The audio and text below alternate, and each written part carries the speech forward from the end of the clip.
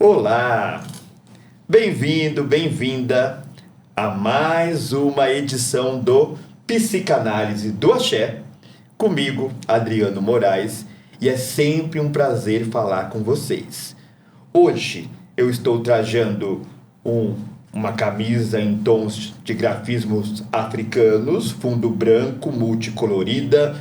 Estou usando um óculos com lente transparente, armação preta. Estou com o cabelo raspado, embora ele seja carapinha. Trajo calça jeans e tênis multicolorido em tons de preto e dourado. E hoje o nosso papo, como sempre, vocês já estão acostumados com isso, vai ser pra lá de especial, porque a gente tem hoje uma dupla aqui que vai mexer muito com o nosso bate-papo. Eu começo apresentando, então, a apresentadora, que tem essa novidade, tá, gente? A partir de hoje eu não estou mais só no Psicanálise do Axé. Temos uma nova apresentadora. Por favor, Tamires. Primeiramente, boa tarde a todas as pessoas presentes, né? Bom dia ou boa noite, a depender do momento que a pessoa for ver isso. Eu me chamo Tamires, estou trajando aqui uma camisa fúcsia, que é um rosa um pouco mais escuro, brincos azuis, algumas pulseiras no braço. Meu cabelo está alisado, preto, e estou com uma calça roxa, uma calça legging roxa e um tênis caramelo. E espero que a gente possa ter uma boa troca aí. Ah, com certeza teremos, né? Uhum. Aqui é sempre incrível. É sempre incrível. Você esteve na última edição, foi um sucesso, repercutiu muito na rede. E aí estamos aqui agora, nesse novo projeto, onde você também se torna apresentadora do Psicanálise do Axé. Imensa gratidão sempre. E assim sendo, eu transmito a você aí o prazer e a honra de apresentar a nossa convidada deste episódio. Claro, claro.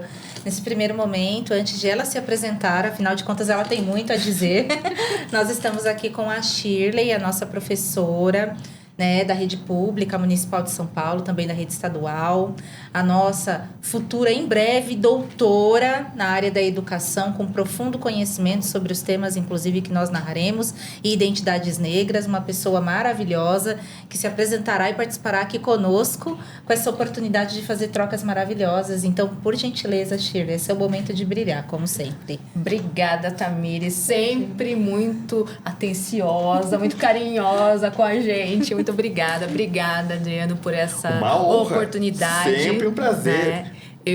Hoje eu estou vestindo um vestido sem mangas, né? Verde, escuro. Eu estou com brincos de argolas dourado. Sou uma mulher negra de pele escura e cabelos black power com luzes douradas. Tá? Estou com pulseiras e bracelete.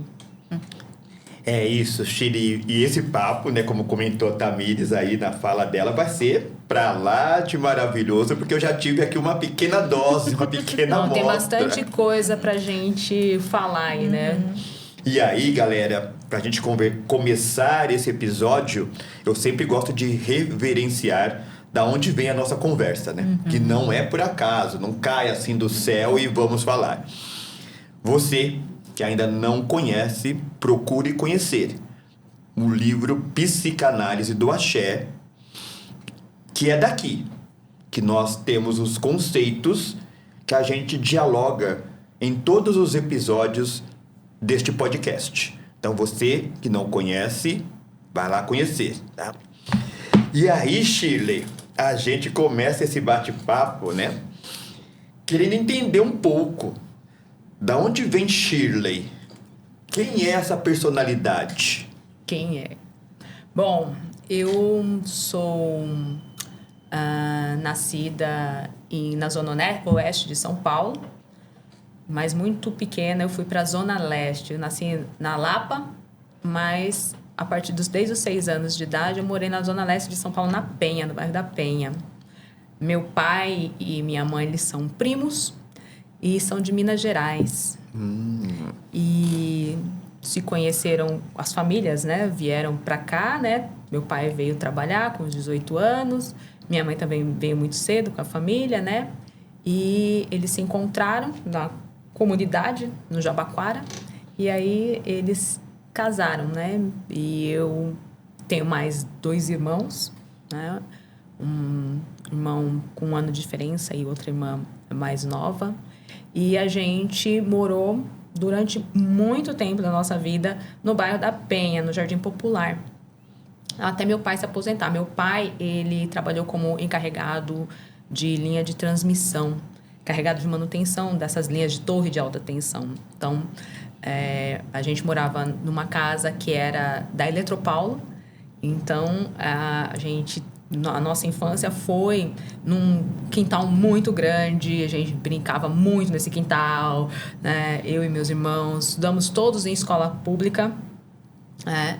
E aí eu estudei na escola pública lá na Penha e fiz francês na minha época de escola. Então, eu fiz o Centro de Estudo de Línguas e Francês. Eu sempre gostei de línguas. Sempre gostei inglês, francês. Meu pai tinha os cadernos dele, os livros que ele estudava, que ele fez. Ele fez Mobral aqui, depois fez supletivo, né? Meu pai tem até a 8ª série e minha mãe tem até a 4ª. E eu via aqueles livros de francês, de inglês que ele estudava e aquilo me fascinava. Sempre fui fascinada por música, né? Meu pai é músico, né? Minha mãe é dona de casa. Meu pai é músico, compositor, ele é escritor, ele é artista plástico. Meu pai é um monte de coisa. Então, assim... agora, depois que ele se aposentou, ele pôde exercer mais profundamente isso, né? Tem livro publicado e tal, 2 livros publicados, membro da Academia Serrana de Letras. Então, assim, eu tenho uma referência muito grande do meu pai, assim, na parte artística, de artes. Então, aprendi a tocar violão, né? Sempre gostei de tocar, cantar. E eu escolhi fazer magistério, não, letras, porque eu achava que eu poderia ter um pouco mais de mobilidade dentro da sala de aula para poder fazer aquilo que eu quisesse. Então, eu fui para letras, né? Minha primeira opção era jornalismo, mas aí eu não estudei jornalismo, prestei para a Unesp e para a USP, e aí na Unesp eu fiquei na segunda chamada, falei assim, não tem condições de eu morar fora, porque meu pai não vai pagar, não tem condições. Então, pois fiz letras e aí foi onde eu me encontrei. Letras foi onde eu me encontrei, que eu pude usar tudo aquilo que eu gostava de literatura, de música, de vídeo, de filme, série, tudo eu posso, né? Eu ainda estou na educação, ainda posso. Então, eu entrei na educação, né, em 1997. 29 anos. 29 anos. E eu penso que o que seja interessante também da gente abordar, Adriano, tendo em vista a psicanálise do axé, quando a gente fala sobre isso, é essa superpotência feminina, né? Quando a gente para pensar sobre as nossas iabás, a Shirley carrega essa ancestralidade muito forte, da qual ela vai trazer ainda mais. E a gente partindo desse pressuposto da psicanálise, né? Você mira no jornalismo e você faz letras e continua trazendo esse processo de comunicação constante. Porque você foi uma das nossas primeiras professoras nas redes públicas a trabalhar com conteúdo audiovisual. Sim. E de produção de mídia, né, Shirley? Sim, fui uma das primeiras professoras. Primeiro ano que eu estava trabalhando, em 1999, em 2000, eu comprei uma câmera, uma filmadora. Então, eu sempre gostei de tecnologia. Então, videogame, em casa, a gente sempre teve videogame. Então, eu venho de um espaço em que eu tive condições de ter essas coisas, né? Diferente de muitas pessoas, mulheres negras, né? De experiências, eu vim de um espaço em que eu pude ter isso.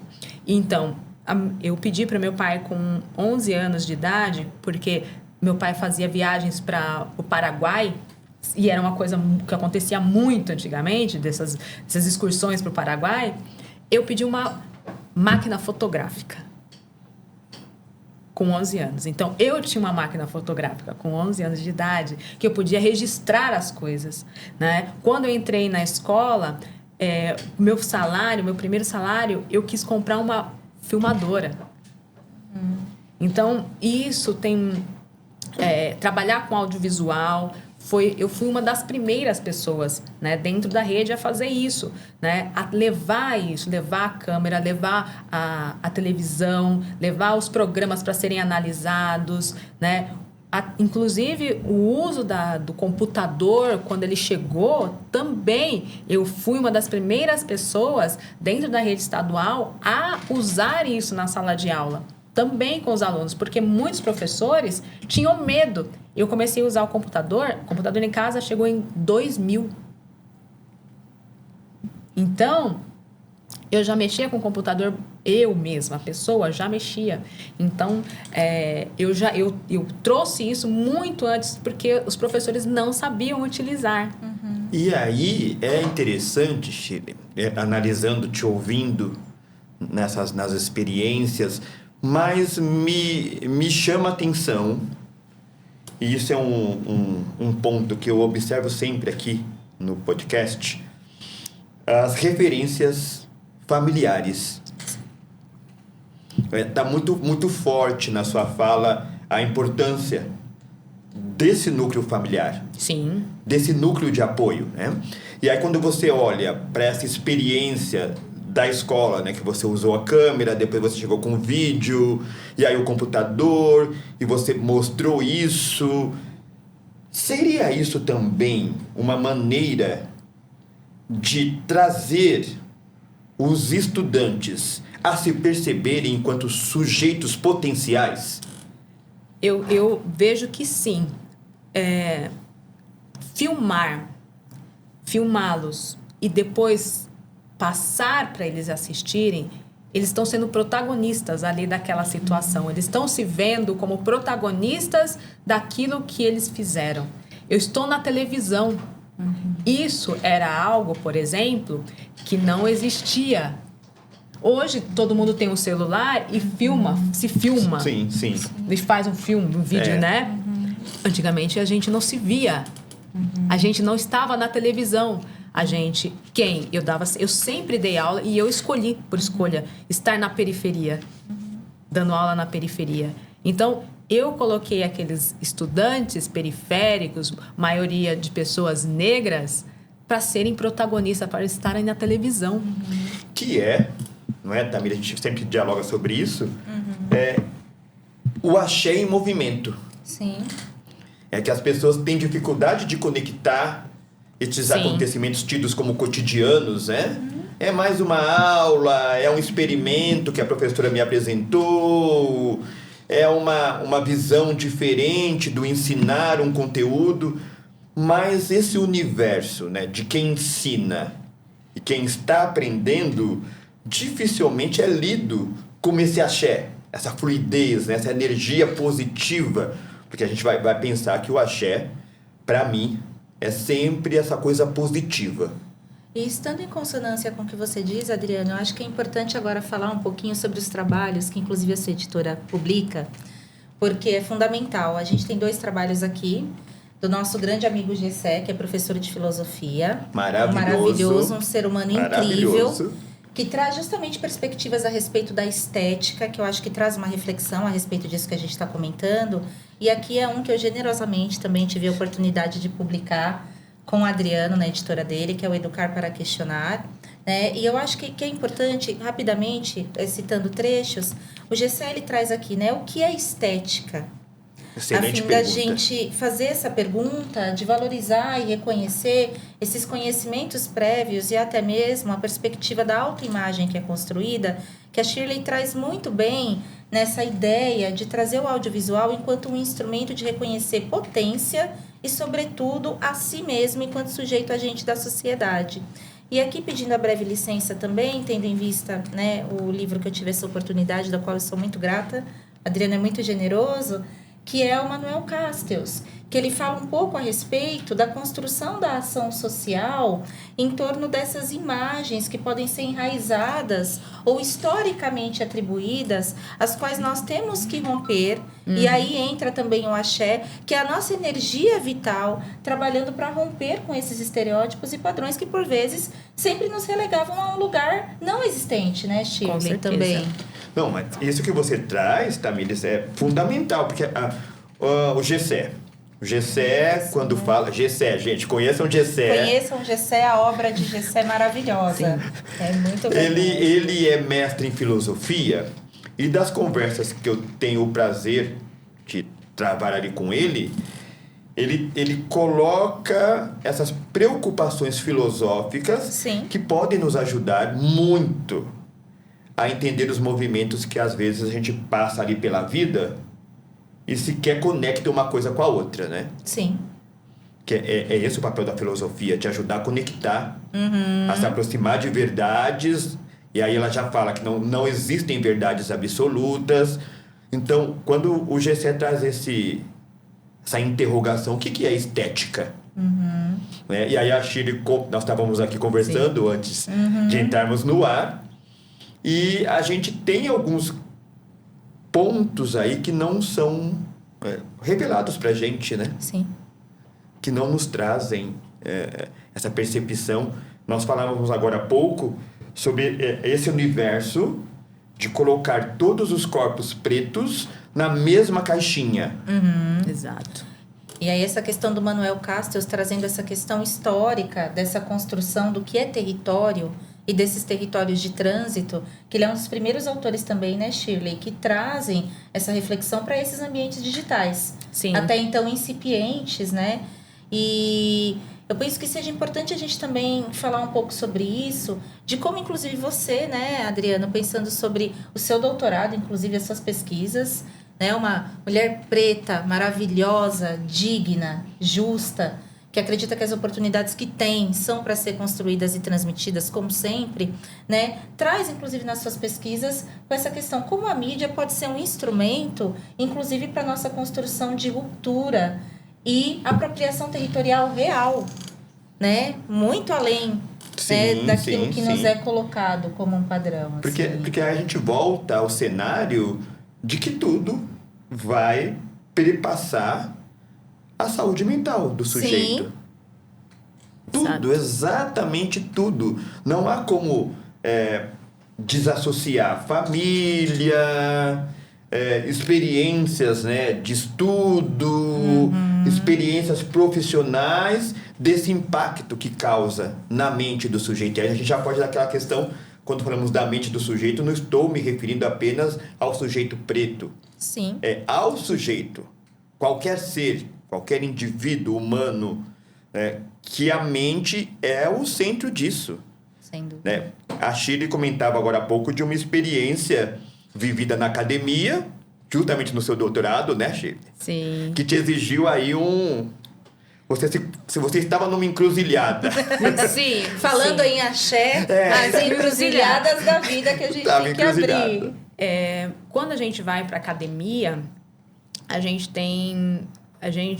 vamos lá, uma pessoa que é da periferia, uma mulher preta, né, que tem uma vivência totalmente popular, né? A minha avó, a minha avó por parte de mãe, ela morava em favela, né? Então, assim, eu estou sendo uma das primeiras pessoas dentro do núcleo familiar que está chegando num patamar que ninguém, nem eu imaginaria. Eu acho que essa questão do fluir também está muito na minha vida, porque eu não almejei chegar aonde eu estou chegando. Eu estou chegando porque eu segui o fluxo. Eu fluí, né? Sim. Eu fui aquilo foi me chamando, eu fui recebendo e aceitando o chamado e chegando ali. Então, dentro da academia, a gente tem, por exemplo, um olhar muito eurocêntrico para muita coisa. Para muita coisa, Por quê? exatamente. Porque a maioria das pessoas que estão lá orientando, elas têm esse pensamento, não são desconstruídas desse pensamento. E estão chegando outras pessoas agora, né? E a gente tem aí um certo embate, né? Uma tensionamento, né? Esse pensamento que eu trago com as minhas vivências, elas são validadas pela academia? Eis a pergunta. Eis a pergunta. E aí, você que está nos ouvindo nesse episódio, se já chegou no universo acadêmico, essa conversa está super prática de você compreender. Porque com certeza você deve estar vivendo isso ou já viveu. E se você ainda não chegou no universo acadêmico, já fica aqui uma pincelada do que você provavelmente encontrará. E a gente deixa uma coisa aqui. Não é crítica à academia simplesmente pela crítica. Até porque nós também precisamos reconhecer que se hoje estamos aqui, 3 sujeitos pretos, dialogando sobre um assunto extremamente profundo, a gente deve isso à academia.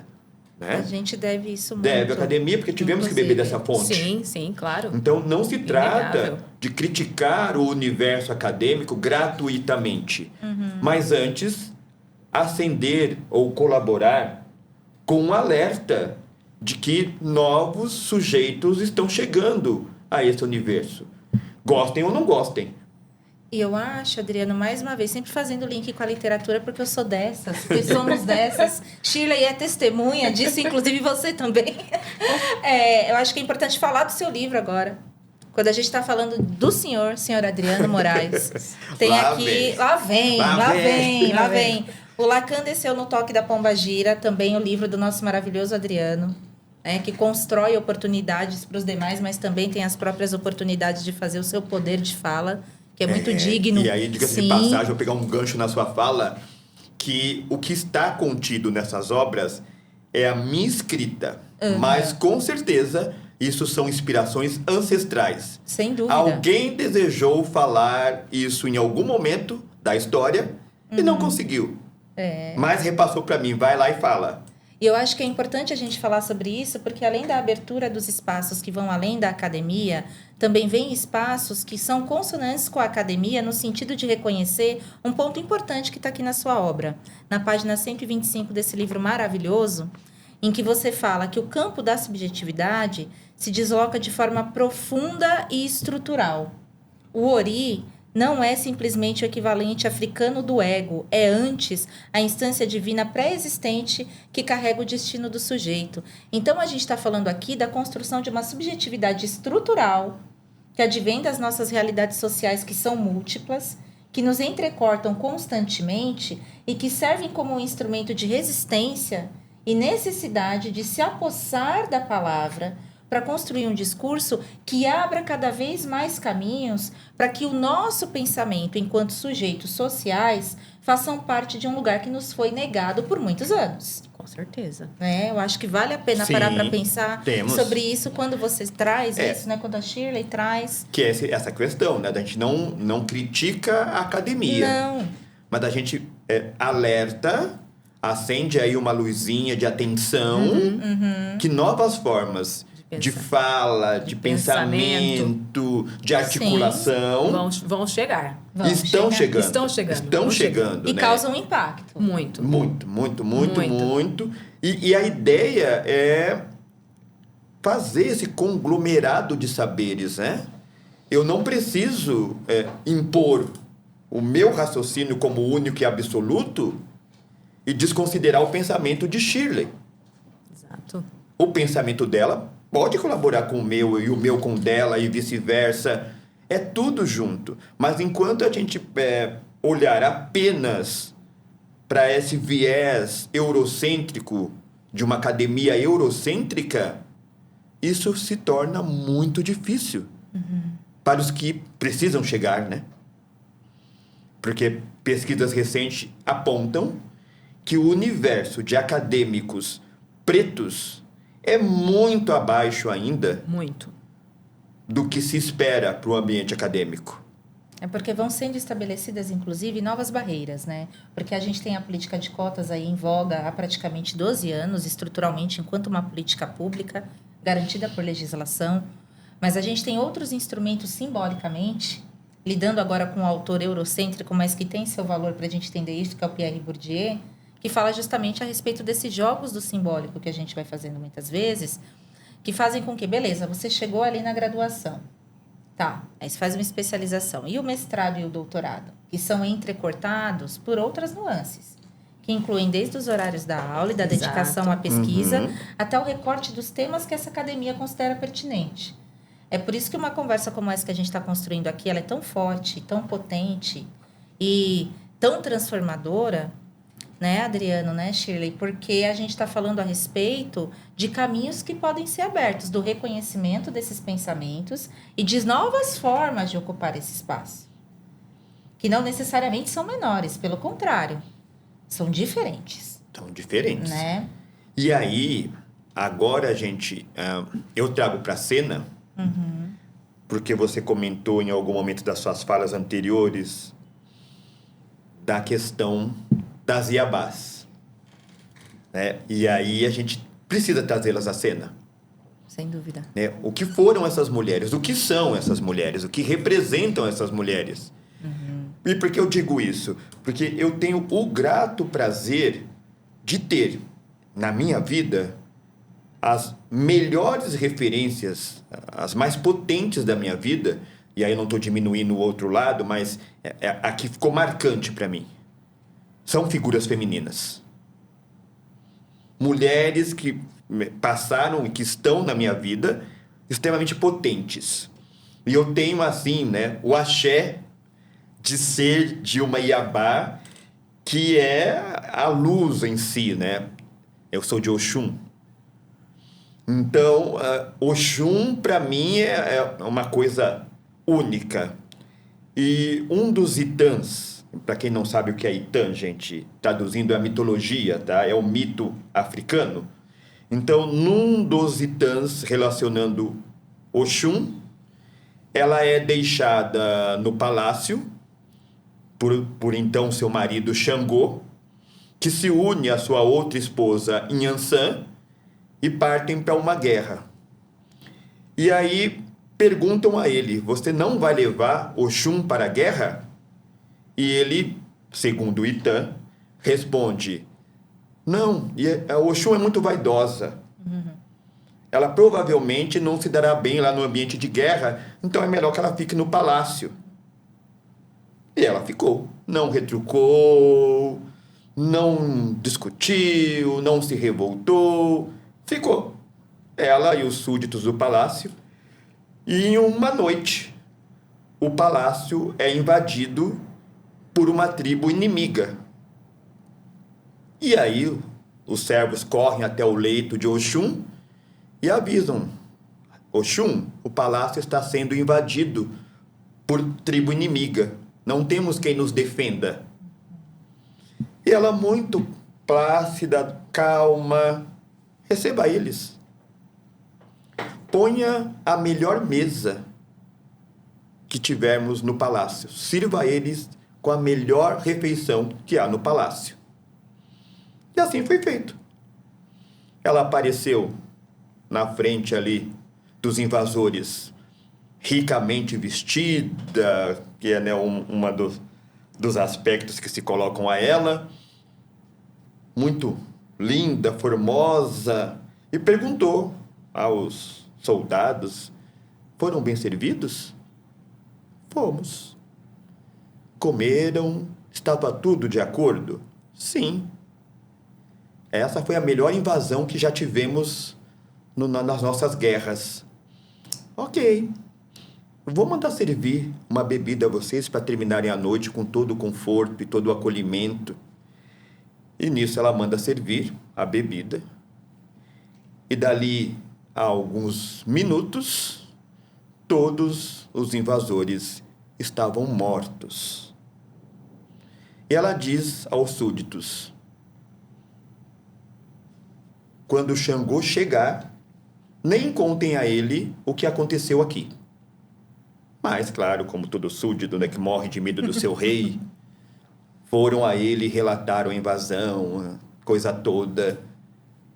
E aí ele foi até ela. Mas, Oxum, você venceu os invasores sem levantar uma arma? Sim.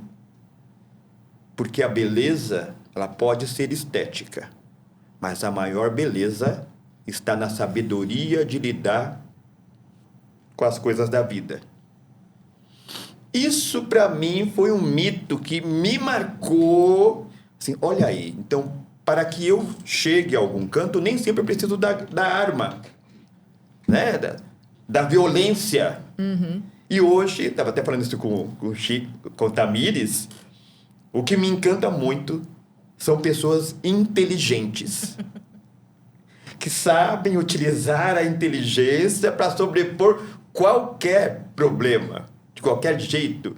E eu trouxe esse mito, essa lenda, porque eu olho para vocês, Tamires, Shirley, e eu tenho mesmo essa impressão, me passa essa imagem de mulheres fortes, batalhadoras, que vão, que vencem, que chegou. E aí a gente fica pensando, o que esse axé, advindo das sabedorias ancestrais, colabora com a gente? Olha, eu acho que muito, viu? Eu tenho como ponto de sustentação muito essa energia ancestral, né? Eu sou filha de Oxum. Olha aí. Mais uma, cá estamos três. Né? Três Oxuns na mesa. Filha de Oxum. Mas meu pai de cabeça é Oxóssi, né? Meu pai de cabeça é Oxóssi, né? Eu tenho muito de Oxóssi, mas também tenho bastante de Oxum. E eu acho que esse cuidado de pensar na questão da ancestralidade, né? De como essa parte espiritual me sustentou, e essa parte espiritual vem da minha mãe, né? Da minha mãe, a partir dos benzimentos, né? A partir da ida ao tomar os passes, né? Você vai tomar os passes, você vai conversar com as entidades. Então, quanto isso me sustentou, né? O quanto escutar das entidades, por exemplo, filha, você tem capacidade, né? Você é forte, você pode, você consegue, vai lá fazer o que você quer, né? Às vezes o mundo, né? Quando a gente olha para a televisão, olha para todo, e não vê ninguém parecido, você fala, não, eu não vou conseguir, né? Olha para os seus familiares e não tem mais ninguém ali que você fala para se inspirar ali, né?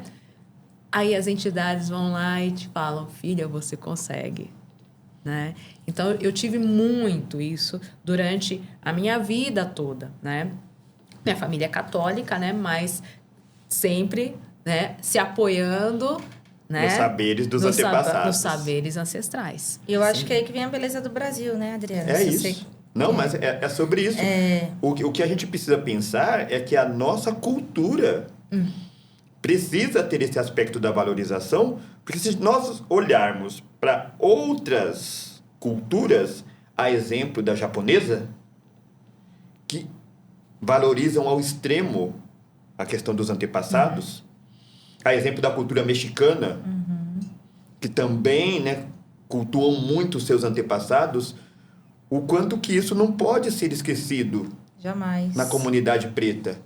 E eu penso que isso está muito ligado justamente a esse poder de manutenção da memória, né? Que muitas vezes nos foi negado, né? Os nossos colegas, muitas vezes que têm alguma ascendência europeia de alguma maneira, sabem de onde veio o sobrenome, sabem de onde veio a família, qual região localizada no mundo, e por vezes isso vai nos sendo negado enquanto uma narrativa de apagamento, né? A gente vai virando um bolo geral de seres pretos, periféricos, ou periféricos mesmo que não pretos, mas que não conseguem acessar esse direito à memória.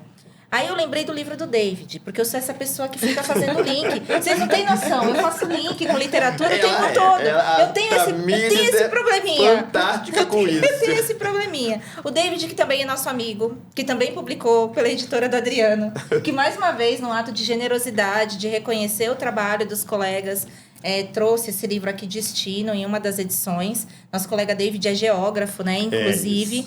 Esse livro aqui é uma mescla de diversos fatores, universo gamer, sociologia, geografia. Mas tem um trecho aqui, no capítulo que ele fala o coração do presente, em que ele traz uma frase falando algo muito importante pra gente, que eu acho que é importante parar para pensar. Quando você trouxe Oxum, eu lembrei na hora do trecho desse livro, em que ele coloca o seguinte: ela não veio com armas, veio com a escuta, que é essa perspectiva da percepção. E aí, quando você traz a ideia das entidades, dos orixás, do ori, que a gente traz e que em outras religiosidades tem outra denominação, é isso. É o poder da observação e de o sentir esse universo ao nosso redor. Exatamente, né? Tamires, exatamente. E aí, conversando com Shirley, nos bastidores, Babado. ela me contou, e eu vou pedir que você repita, por favor, Shirley, a história do Zar, o enredo do Zar. Conta um pouquinho pra gente. Então, lembrando, né? Eu sou professora de dança do ventre. Isso, faltou colocar esse pedaço. Apenas esse detalhe. Apenas esse detalhe, tá, Não, e gente? vamos além. Conta pro nosso povo, pro nosso público, o seu projeto maravilhoso, e aí você chega no Zar. Então, eu sou professora de dança do ventre porque eu conheci lá no passado uma família libanesa. E a menina, né, a minha amiga, ela queria aprender a sambar.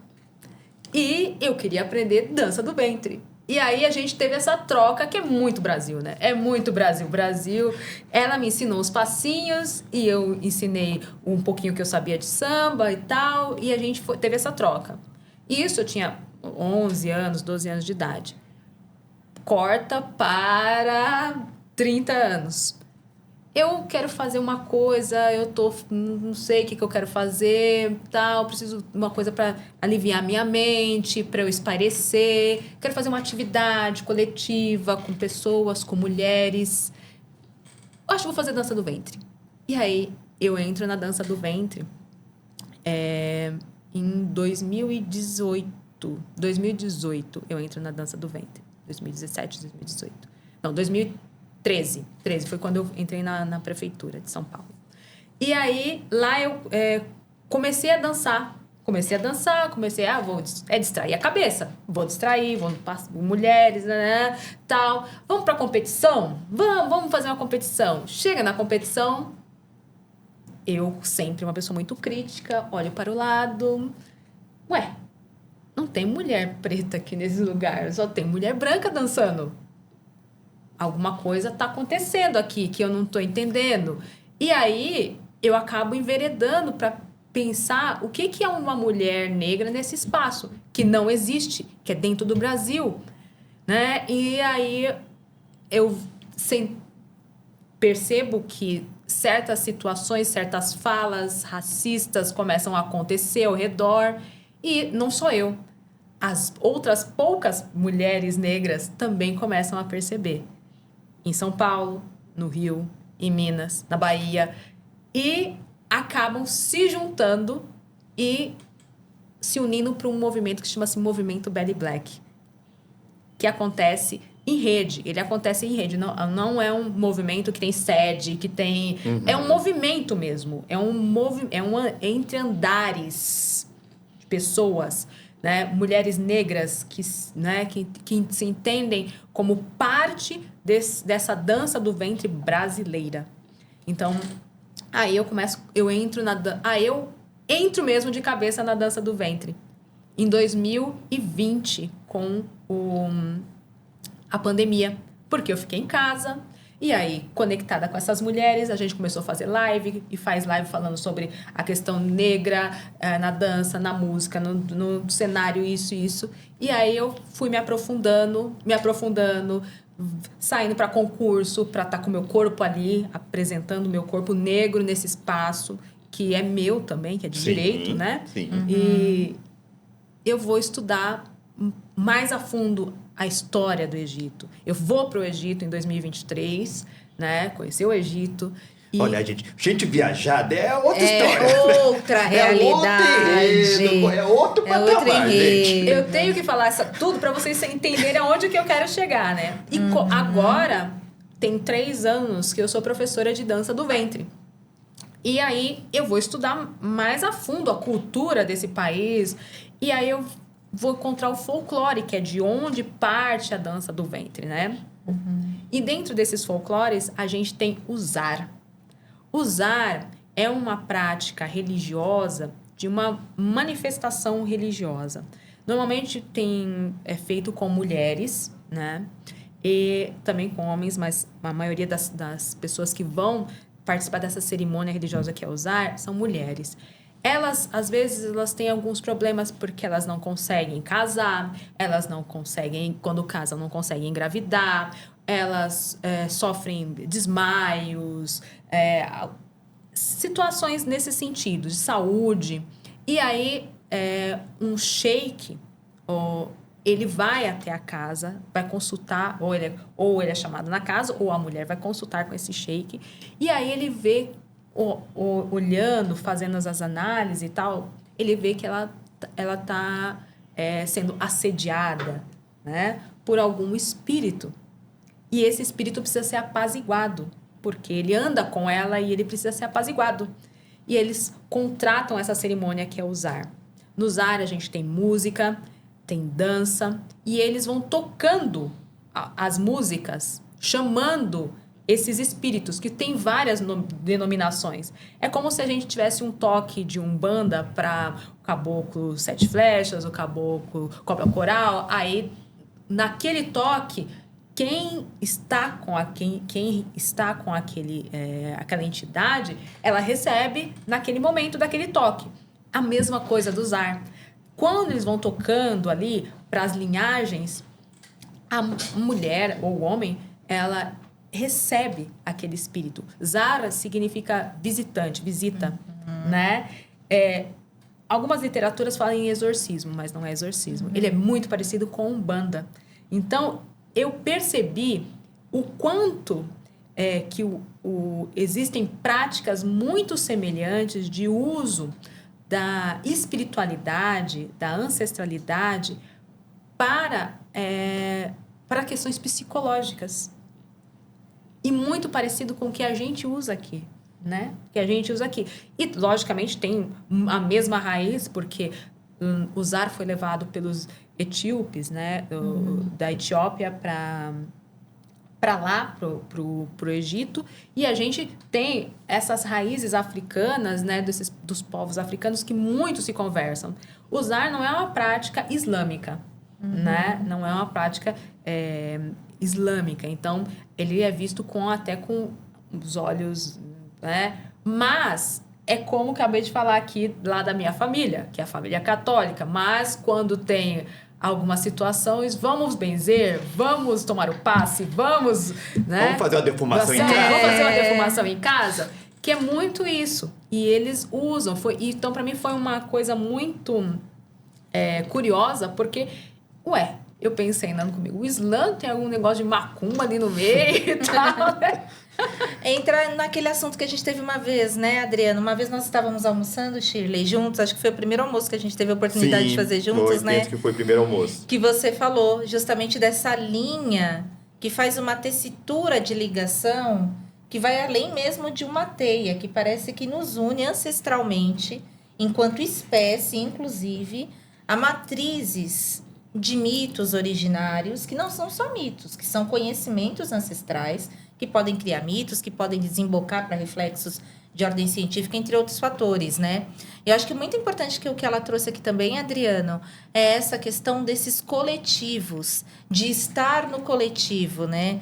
Olha essa questão da psicanálise e do axé, que é justamente essa importância de se reconhecer no outro e dessas curas que são realizadas e construções que são realizadas a partir de trocas.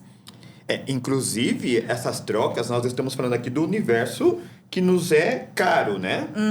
Que é a comunidade negra. Mas esse debate enriqueceria muito se os nossos irmãos, né, afro-indígenas também estivessem aqui, ou os povos Sem originários, dúvida. né? O que é a mitologia dos povos originários? Que riqueza é aquilo? E quando a gente olha aquele cenário, a gente olha, claro, aqui, né, distante do universo dele, mas a gente vai tendo contato, a riqueza da mitologia dos povos originários, que penso de extrema urgência também estarem, né, participando desses enredos, desses debates, Sem dúvida. porque a ancestralidade é esse coletivo, né? Sim. É esse coletivo. E é muito triste observarmos o quanto os povos originários não ganham espaço, né? Ou melhor, não deixam se aproximar desse espaço, né? E é muito tenso a gente parar para pensar que, assim como a gente tem a legislação, a 10.639, a gente também tem uma lei de 2008 que fala da importância, né, do ensino e aprendizagem das culturas dos povos originários. A gente tem muitos pesquisadores, e aqui eu peço a breve licença para citar o nome de 2 grandes amigos que estudaram comigo na universidade, que é a pesquisadora Luma Prado, que agora está entrando no doutorado em História também, que pesquisa culturas aí dos povos originários do norte do nosso país, e o meu amigo também, Tiago Cáter, que fez também faculdade comigo, que pesquisa por um viés arqueológico, algumas matrizes que inclusive desembocam nessas perspectivas rituais. E aí a gente vai observando o quanto a gente tem elementos comuns de troca, Muito. né, gente?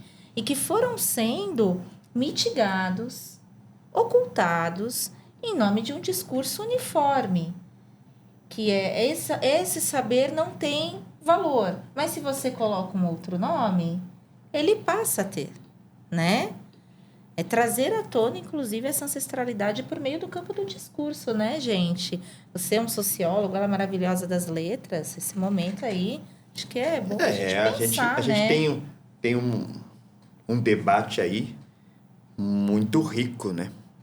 Com muitas nuances. Muitas nuances, que é o que eu comentava com o Shirley, que não dá para colocar todos os sujeitos pretos em uma caixinha só. Não. Sim.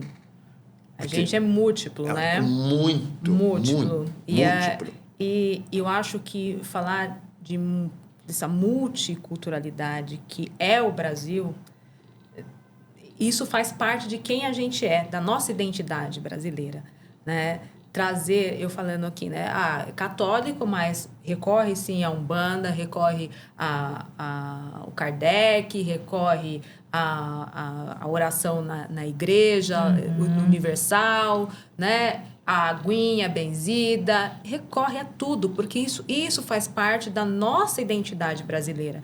E eu acho que sempre tem muito a ganhar com essa multiplicidade. Sempre, não sempre. Com a exclusão, né? Que a gente estava comentando. Não é ou isso ou aquilo. É isso e aquilo Isso, também. Exatamente, exatamente. Porque não dá, por exemplo, somos sujeitos pretos, mesma etnia. Mas eu não posso falar da dor de Tamires e Shirley.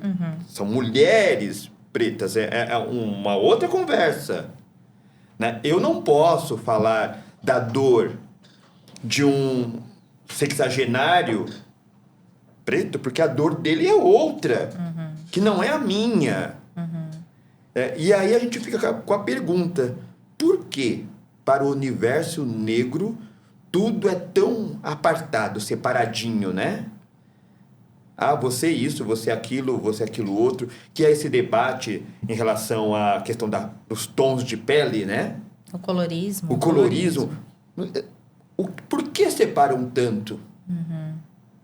Ou são extremos, ou se separa muito, ou coloca todo mundo na mesma caixinha. Sim.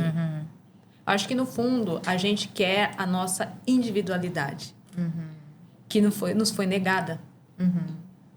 Né? A gente, enquanto pessoas negras, a gente teve a nossa desumanização total. Então, o fato de ficar... Eu quero ser... O que eu quero ser dentro... É querer ser. É resgatar o ser que nos foi totalmente destruído. Destruído. Esse é o termo. Esse é o termo. Destruição. E é curioso, né? Porque a gente sempre vai sendo colocado em elementos coletivos. Os coletivos são importantes, mas muitas vezes esses coletivos são feitos por aqueles que construíram os discursos hegemônicos da chamada história positivista, que é aquela história dos grandes nomes, dos mitos heróicos, né? Foram sendo colocados como coletivos justamente para apagar essa ideia não só da individualidade, como das características específicas de cada população. Que é o mesmo que acontece com as populações indígenas. Sim. São um povo, são uma etnia, como se todos fossem uniformemente padrão. E cada povo tem sua característica, que é formado por pessoas que compõem esses grupos sociais, portanto, né? Exatamente isso. Então, essa busca é algo muito potente também, né, Shirley? Muito. E é algo que também nos traz impacto, né, gente? E dúvidas. Acho que ir para a academia e agora, né, com o doutorado, estudar essa questão racial, a gente vai se deparando com quem a gente é. A gente foi forjado, a gente foi construído, não se construiu. Isso é diferente, né? E aí a gente olha o que eu sou agora, o que fizeram de mim. E quem eu realmente sou. Isso a academia fez muito comigo, né? Principalmente ao estudar a questão racial, né? E isso é muito forte para as pessoas negras que vão para a academia, porque a gente não conhece a nossa história. Exatamente. E aí a gente fala, eu vim desse grupo, aquilo se descortina, né? Então, isso é muito profundo para as pessoas negras, né? Essa questão dessa reconstrução de identidade, né? Quando eu cheguei na academia, eu já era uma mulher que já tratava dessas questões raciais, porque eu fui construída nessa questão de estudo racial dentro do movimento Bad Black. Foi lá que foi lá com outras pessoas negras, né, olhando e me observando em outras pessoas, outras mulheres negras, que eu me reconheci. Então, a importância do coletivo negro para fortalecimento das nossas identidades, né, das nossas personalidades e das nossas individualidades. Estar dentro do coletivo para se reconhecer enquanto sujeito, enquanto ser, mas sabendo que cada um é um. Eu acho que foi muito importante para mim o movimento Bad Black por conta disso. E aí, gente, nosso papo... Eu falei para vocês que o negócio ia ser profundo, mas chegamos ao fim. Aí aquele negócio...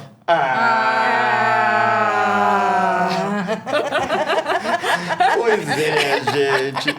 Chegamos ao fim. A gente ficaria aqui mais algumas horas falando disso, porque vocês puderam notar que o papo está extremamente agradável, né? Profundo, muitos saberes circulando.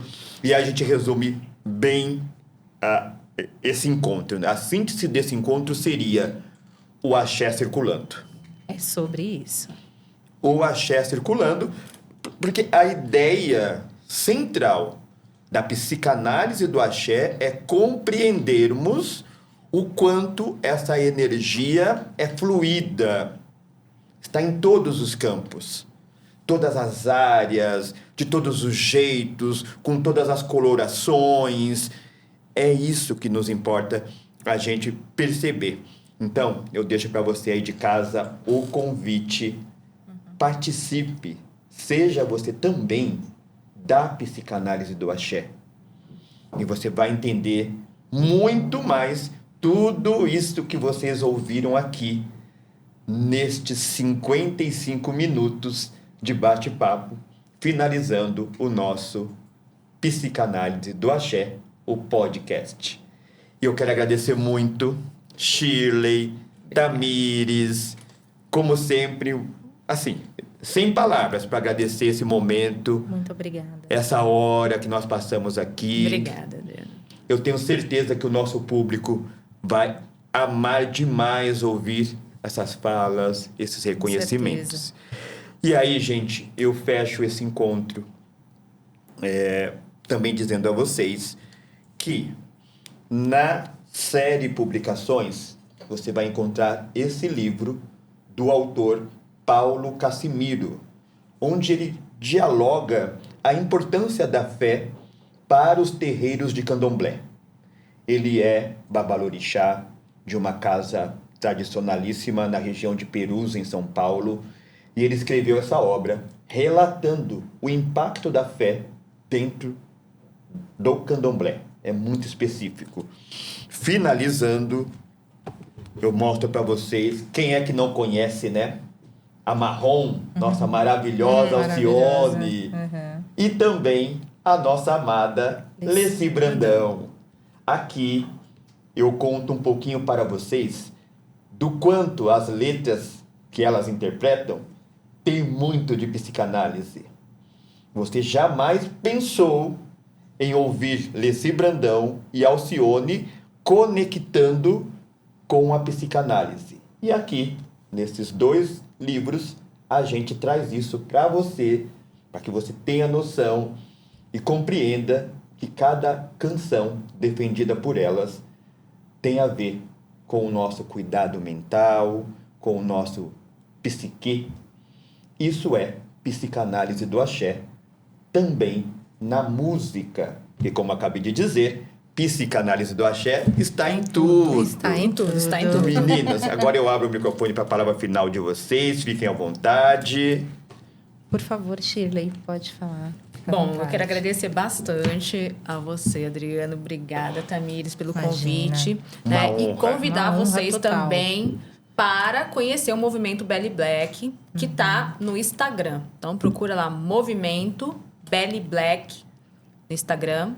E as minhas redes sociais é Shirley Ale, também no Instagram, tá bom? Aí vocês vão ver um pouquinho de dança do ventre, conhecer um pouco desse movimento e um pouco também das questões acadêmicas, né? Então, eu estou trabalhando tanto dança do ventre quanto a questão acadêmica juntos. Maravilhosa, Shirley, né? E aqui, brevemente, também agradecendo a Adriano e Shirley pela extrema generosidade, que é uma alegria estar com vocês e, sobretudo, essa troca. Agradeço também pela oportunidade em poder falar das obras dos colegas, também a que eu pude publicar. No Instagram, eu tenho um Instagram dedicado ao trabalho, basicamente, de literatura e também conhecimentos ancestrais, que é o @literavidasaberes, que lá vão ter mais informações, mais coisinhas legais para vocês acompanharem aí. E seguimos juntas, né? Acima de tudo. Muito obrigado, meninas. Foi um prazer Obrigada. ter vocês aqui no podcast. Incrível. E a gente se vê em outro momento. Sim. E para você de casa, entra lá no Instagram, Serê Publicações. Só baixar lá no Instagram e você vai ter acesso a todo esse universo que nós acabamos de conversar aqui no podcast Psicanálise do Axé. Até breve, a gente se encontra no próximo episódio.